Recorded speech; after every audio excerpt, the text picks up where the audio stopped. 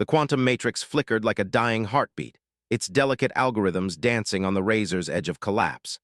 Zara Novik leaned closer to the holographic display, her fingers moving with surgical precision across the neural interface. Sweat beaded on her forehead, not from exertion, but from the intense concentration that had defined her entire career. Quantum encryption wasn't just a job for her. It was an art form, a delicate dance of mathematics and intuition that few could master. The Nexus station hummed around her, a massive research platform suspended in the dead space between the Orion Arm and the Crimson Nebula. Most researchers would have given up days ago, but Zara saw patterns where others saw chaos. "Come on," she muttered, rotating a complex data matrix that seemed to pulse with hidden meaning. The signal she'd intercepted was unlike anything she'd encountered in her decade of work. It wasn't just encrypted. It was alive, shifting, adapting with an intelligence that bordered on sentience.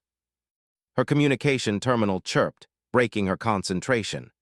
Dr. Elena Rodriguez's holographic projection materialized, her expression a mixture of concern and frustration. "Zara, the Research Council is demanding results," Elena said, her voice tight. 3 months of tracking this quantum anomaly, and we have nothing concrete to show." Zara didn't look up.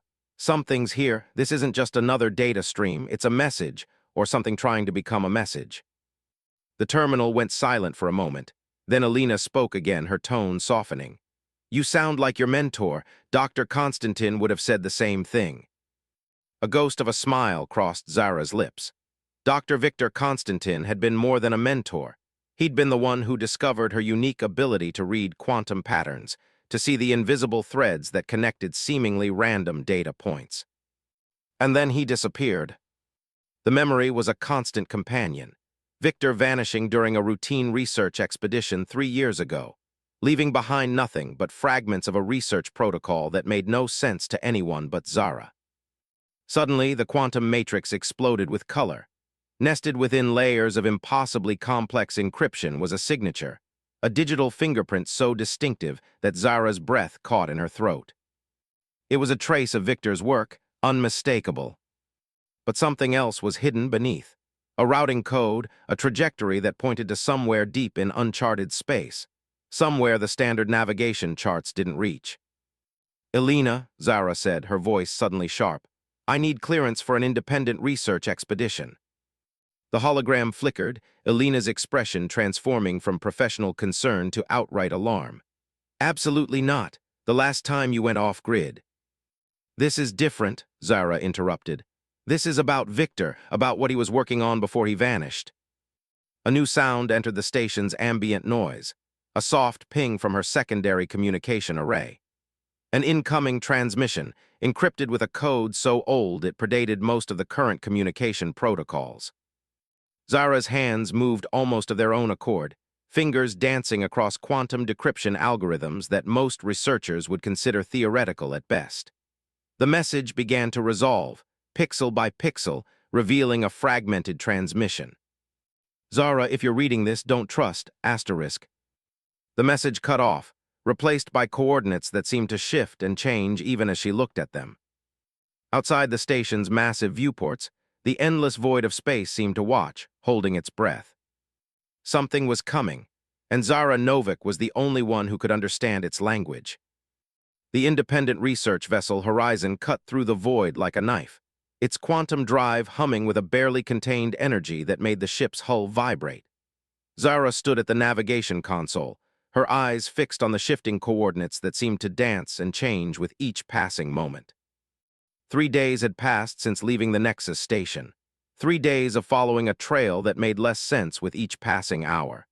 The mysterious transmission continued to haunt her, fragments of a message that promised revelation but delivered only more questions. "Computer," she called out, "run diagnostic on the quantum signature again." The ship's AI, a sophisticated system named Iris, responded with clinical precision. "Quantum signature anomaly persists. Pattern suggests an adaptive encryption protocol unlike any known standard. Origin remains unidentified." A soft alarm interrupted the analysis. Something was approaching. The view screen flickered, revealing a sleek vessel emerging from a quantum fold, a technological maneuver that should have been impossible. Its hull was unlike anything Zara had seen before, shifting between states of matter, almost appearing translucent one moment, solid the next. Incoming transmission, Iris announced. Zara tensed. Standard communication protocols wouldn't work with a ship that seemed to exist between realities. Her fingers danced across the neural interface, deploying a complex decryption algorithm she developed during her years with Dr. Constantine. The transmission resolved, not in words, but in a burst of mathematical equations that seemed to breathe with living intelligence. A figure materialized on the communication screen. Rowan Keeler, a name that sent tremors through the scientific and criminal underworlds. Data smuggler, quantum anomaly specialist, ghost. Zara Novik, he said, his voice carrying an edge of sardonic amusement. I see you're following the breadcrumbs. She didn't flinch. Who are you? How did you find me? Rowan's laugh was short, brittle. Find you? You're the one who's been broadcasting a quantum signature that could attract every intelligence agency and black market trader in 3-star systems. Not exactly subtle. The ship's defensive systems began to hum, a silent warning that both understood could turn deadly in milliseconds. The transmission, Zara said, the one about my mentor. Victor Constantine, Rowan interrupted. Brilliant man, made some discoveries that certain people would prefer remained buried. Something in his tone, a hint of genuine respect, a shadow of something deeper, caught Zara's attention. This wasn't a simple encounter. This was a carefully orchestrated meeting. What do you know about Victor? She demanded. Rowan's image flickered, the quantum communication struggling to maintain coherence. Not here, not on an open channel. Meet me at these coordinates. A set of impossible navigational points appeared, locations that shouldn't exist according to standard stellar cartography. Why should I trust you? Zara asked. Because, Rowan said, his image beginning to dissolve, you're the only one who can understand what Victor discovered, a technology that could change everything or destroy everything. The transmission cut off. Iris's voice broke the silence. Quantum signature of the transmission contains embedded data. Partial decryption suggests a warning. Zara's mind raced. The coordinates Rowan provided were located in a region known as the Forgotten Frontier, a section of space so treacherous and unpredictable that most navigation systems simply marked it as non-traversable. Plot a course, she told Iris. Maximum quantum stealth protocols. Warning, the AI responded. Navigational risk assessment indicates a 94.3% probability of quantum drift. Potential for dimensional displacement is extreme. Zara allowed herself a slight smile. Just another Tuesday. As the horizon began its impossible journey, something shifted in the fabric of space around the ship. The stars outside seemed to bend, to breathe, to whisper secrets just beyond human comprehension. Victor Constantine's final research was calling, and Zara Novik was going to answer. The Forgotten Frontier lived up to its name. Space here was not the clean, predictable void of charted territories. It was a living nightmare of quantum instabilities, where reality itself seemed to twist and breathe. The horizon drifted through a region where light behaved like liquid, bending around impossible geometries. Zara watched the quantum stabilization readings with a mixture of scientific fascination and growing dread. Rowan's ship, a ghost-like vessel that seemed more quantum probability than solid matter, maintained a careful distance. Incoming transmission, Iris announced. Rowan's face materialized, looking more transparent than before. The quantum communication was degrading, fighting against the fundamental laws of space itself.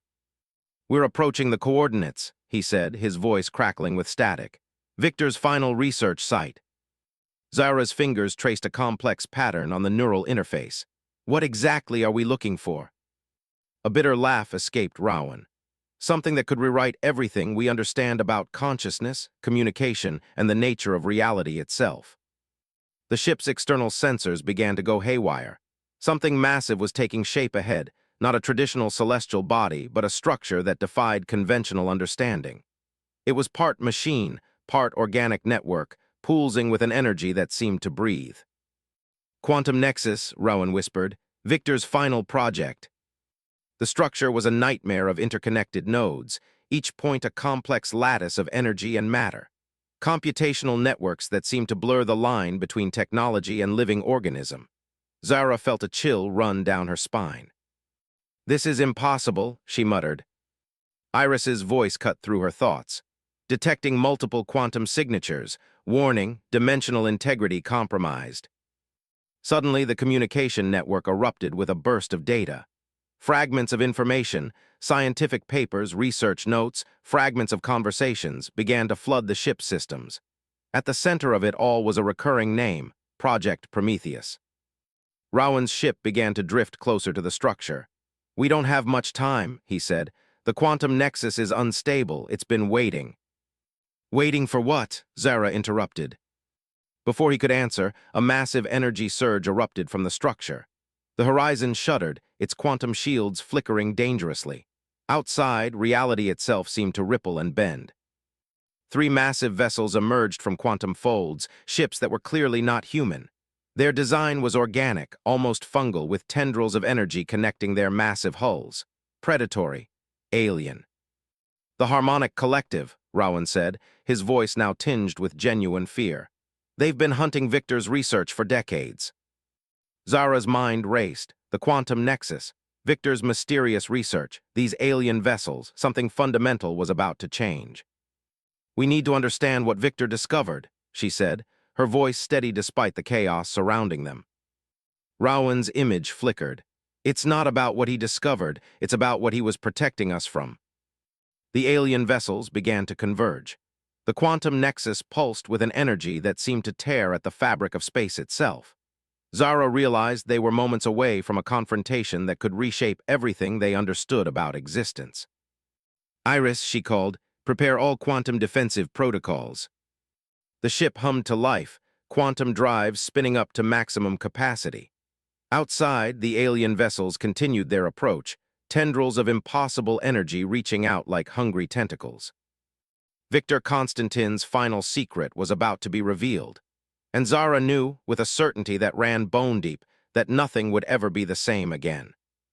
The moment stretched into an eternity. Zara's hands moved with superhuman speed across the quantum interface, her mind racing faster than the ship's computational systems. The Harmonic Collective's vessels continued their approach, each movement a mathematical nightmare that defied conventional physics. "Quantum shields at critical," Iris announced. "Dimensional integrity approaching total collapse." Rowan's voice crackled through the communication system. "We can't fight them conventionally. Victor's research, it's the key." A holographic projection materialized between Zara and Rowan, displaying fragments of Victor Constantine's final research. Equations danced like living things, mathematical symbols twisting and reforming into complex networks that seemed to breathe with intelligence. "Project Prometheus," Zara muttered, "wasn't just a research project, it was a defense mechanism." The quantum nexus pulsed behind them, a massive structure that was part machine, part living network. Its energy signatures began to resonate with the incoming alien vessels, creating a symphonic dissonance that threatened to tear apart the fabric of spacetime. Rowan's ship began to integrate with the horizon, quantum entanglement creating a hybrid vessel that was more than the sum of its parts. "We're going to have to use the resonance protocol," he said, his voice tight with concentration. Zara understood immediately. The resonance protocol was a theoretical quantum communication method Victor had been developing, a way to communicate across dimensional barriers by matching fundamental vibrational frequencies of consciousness itself. "It's insane," she said. "We'll be exposing our entire cognitive pattern to an alien intelligence." "We'll be doing more than that," Rowan corrected. "We'll be challenging their fundamental understanding of existence." The alien vessels, the Harmonic Collective, began to deploy quantum tendrils. Each tendril was a complex mathematical probe, searching for vulnerabilities, attempting to understand and then consume the information within the quantum nexus. Zara's fingers flew across the interface. "Iris, activate quantum firewall, maximum cognitive encryption." The ship's systems began to pulse with a rhythm that was part mathematical equation, part living heartbeat. Victor Constantine's final research was more than just a scientific breakthrough. It was a weapon, a defense mechanism designed to protect humanity from an intelligence so alien, so fundamentally different, that direct contact could mean total cognitive annihilation. "The Prometheus barrier," Rowan said, his voice a mixture of awe and terror. "Victor found a way to create a quantum consciousness shield." The first alien tendril touched the horizon's quantum shields. Instead of penetrating, it recoiled, as if burned by something fundamentally incomprehensible. Zara saw it then, the true nature of Victor's research. It wasn't just about defense. It was about communication, about finding a way to interact with an intelligence so different, so alien, that traditional methods of understanding were impossible. "We're not just fighting," she realized. "We're translating." The quantum nexus began to pulse with increasing intensity. Waves of information crashed against the alien vessels, not as weapons, but as a form of communication so complex, so nuanced, that it existed beyond traditional concepts of language. Rowan's ship and the horizon became a single entity, quantum entangled beyond any previous scientific understanding. Their combined systems created a living bridge, a way to communicate with the harmonic collective that didn't rely on destruction, but on mutual understanding. "Victor was trying to build a universal translator," Zara whispered. The alien vessels hesitated. Their quantum tendrils withdrew, not in defeat, but in what could only be described as confusion. Something was happening, something fundamental was changing. And they were at the center of it all. Time lost all meaning. The quantum entanglement between the horizon, Rowan's ship, and the quantum nexus created a state of existence that defied human comprehension. Zara found herself simultaneously inside the ship and everywhere else, a consciousness stretched across impossible dimensions. Victor Constantine's final research revealed itself not as a weapon, not as a defense mechanism, but as something far more profound. A bridge. Fragments of memory cascaded through the quantum network. Victor's last moments, the true nature of the harmonic collective, the fundamental misunderstanding that had driven conflict between different forms of intelligence. "We were never the target," Rowan's voice echoed through the quantum consciousness. "We were the message." The alien vessels, the harmonic collective, were not invaders. They were explorers, researchers, seeking something that transcended biological or technological limitations. Communication itself was their ultimate goal. Zara saw it now, the complexity of Victor's work. Project Prometheus was never about protection. It was about translation, about finding a universal language that could bridge fundamentally different forms of consciousness. The quantum nexus pulsed, a living network of information, of potential, of connection. Memories flooded through her, Victor's research, his final moments, the discovery that had changed everything. Consciousness was not limited to biological or technological constructs. It was a fundamental property of the universe, something that could flow, transform, communicate across boundaries that humans had never even conceived.